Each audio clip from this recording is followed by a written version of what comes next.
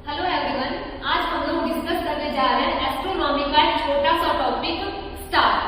ठीक है, तो स्टार क्या होते हैं? ऐसा आकाशीय पिंड जिसके पास अपनी हीट और लाइट दोनों चीजें हो, ये कहलाता है स्टार। जिसके पास अपनी ऊष्मा तथा प्रकाश दोनों चीजें हो, वो कहलाता है स्टार।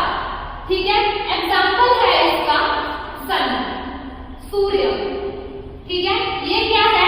स्टार है। लेकिन जो प्लेनेट्स हैं और जो मून है, ये दोनों चीजें क्या है? ये स्टार नहीं है। क्यों नहीं है? क्योंकि इनकी अपनी हीट और लाइट की जो कैपेसिटी है, जो जरूरत है, वो ये अपने नजदीकी तारे से पूरी करते हैं। आगे समझ? स्टार ऐसा आकाशीय पिंड जिसके पास अपनी हीट और लाइट दोनों चीजें हैं, वो कहलाता है स्टार। Example sun. उसके बाद जो ये तारे हैं, ये कैसे बनते हैं? एक तारे और आकाशगंगा के निर्माण की शुरुआत हाइड्रोजन गैस से बने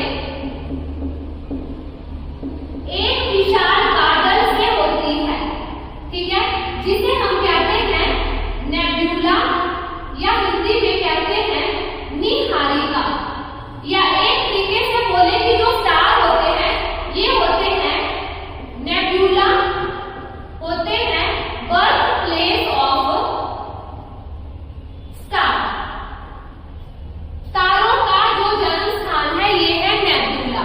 ठीक है, उसके बाद अब तारों में जो फ्यूल रहता है, ईंधन रहता है, ये रहता है प्लाज्मा स्टेट में। ठीक है, 5 स्टेट्स ऑफ मैटर होती है। पहली सॉलिड, दूसरी लिक्विड, तीसरी गैस और चौथी प्लाज्मा, और पांचवी है बोस-आइंस्टीन। जो ये बोस-आइंस्टीन है, पांचवी स्टेट है, ये है आर्टिफिशियल या कहें मैनमेड स्टेट। Manmade state. तारों में जो फ्यूल रहता है, ये रहता है प्लाज्मा स्टेट में। प्लाज्मा जो स्टेट है, ये है बेसिकली लिक्विड और गैस का मिक्सचर, तभी बनी है हमारी प्लाज्मा स्टेट।